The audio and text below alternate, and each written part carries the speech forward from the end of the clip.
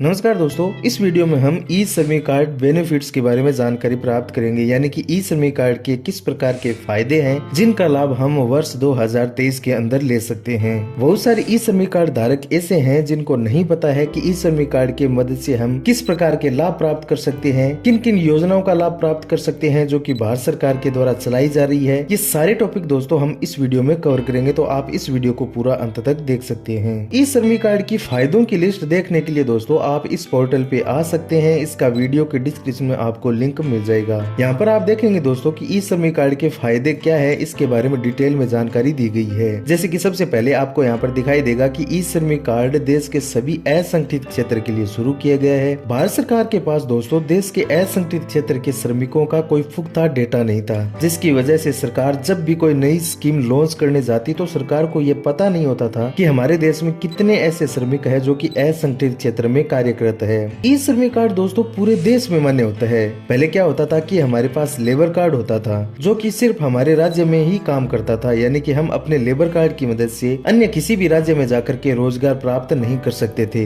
लेकिन ई श्रमिक कार्ड की मदद से आप देश के किसी भी कोने में जाकर के रोजगार प्राप्त कर सकते हैं। पूरे देश में ई श्रमिक कार्ड मान्य होता है। ई श्रमिक कार्ड की मदद से आपको जिन भी सरकारी योजनाओं का लाभ मिलता है वो लाभ सीधे आपके बैंक अकाउंट में डीबीटी के माध्यम से ट्रांसफर कर दिया जाता है। डीबीटी यानी कि दोस्तों डायरेक्ट बेनिफिट ट्रांसफर, यानी कि यहाँ पर आपको बिचौलियों की कोई जरूरत नहीं पड़ती है। सरकार के द्वारा डायरेक्ट आपके अकाउंट में यह पैसा ट्रांसफर कर दिया जाता है। बहुत सारी ऐसी पेंशन योजनाएं हैं जिनका लाभ ई श्रमिक कार्ड धारक आसानी से ले सकते हैं, जैसे कि प्रधानमंत्री श्रमयोगी मानधन योजना, जिसके तहत 3,000 रूपए की प्रतिमाह की पेंशन लाभार्थी किसान को दी जाती है। और भी बहुत सारी ऐसी योजनाएं हैं दोस्तों जिनके बारे में इसी वीडियो में आगे डिटेल में हम जानकारी लेंगे। ई श्रमिक कार्ड धारकों के लिए सरकार ने कई प्रकार की ऐसी रोजगार योजनाएं भी चला रखी है, जिसके तहत सरकार ई श्रमिक कार्ड धारकों को फ्री ट्रेनिंग प्रोवाइड करवाती है, और जिससे कि श्रमिक है वो किसी भी कंपनी में जाकर के या भी किसी भी सेक्टर में जाकर के रोजगार प्राप्त कर सकते हैं। श्रमिकों के बच्चों के लिए सरकार के द्वारा कई प्रकार की स्कीम चलाई जा रही है, जैसे कि बच्चों के लिए साइकिल योजना, छात्रवृत्ति योजना, मुफ्त सिलाई योजना आदि।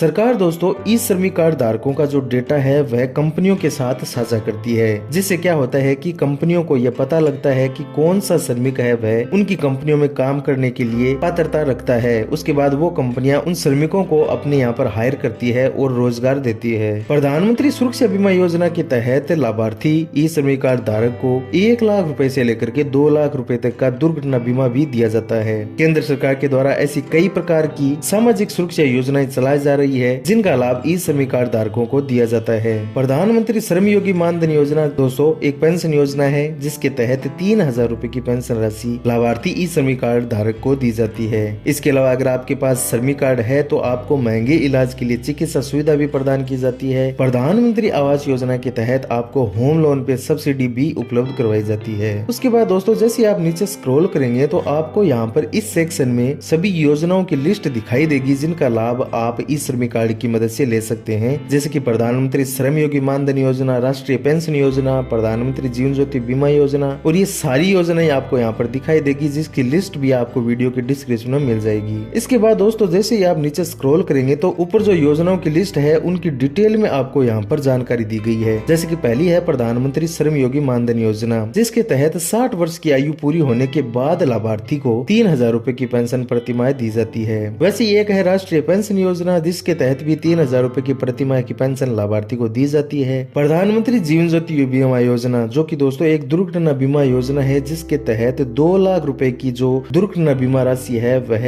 ई श्रमिक कार्ड धारक को दी जाती है। और इसी प्रकार की जो योजना है वह प्रधानमंत्री सुरक्षा बीमा योजना। इन सभी योजनाओं की डिटेल में दोस्तों आपको यहाँ पर जानकारी दी गई है। अगर आप चाहते हैं कि आपको इन योजनाओं की जानकारी वीडियो के माध्यम से प्राप्त करें, यानी कि मैं आपके लिए वीडियो लेकर के आऊँ इसके लिए, तो आप मुझे कमेंट में करें ताकि मुझे ये पता लग सके कि कितने श्रमिक ऐसे हैं जो कि इन योजनाओं की वीडियो के माध्यम से जानकारी प्राप्त करना चाहते हैं। ई श्रमिक कार्ड के फायदों के बारे में दोस्तों इस वीडियो में हमने डिटेल में जाना। अगर आपका किसी भी प्रकार का कोई अन्य सवाल है तो आप हमें कमेंट में कर सकते हैं। अगर आपने अभी तक ई श्रमिक कार्ड के लिए अप्लाई नहीं किया है तो उसका भी लिंक आपको वीडियो के डिस्क्रिप्शन में मिल जाएगा, जहाँ पे आपको स्टेप बाय स्टेप बताया गया है कि किस प्रकार से आप अपने मोबाइल फोन से ई श्रमिक कार्ड के लिए अप्लाई कर सकते हैं। अगर आपको यह वीडियो इन्फॉर्मेटिव लगा है तो प्लीज आप इस वीडियो को अपने दोस्तों के साथ शेयर करें और हमारे इस यूट्यूब चैनल को सब्सक्राइब भी करें ताकि हम ग्रो कर सकें।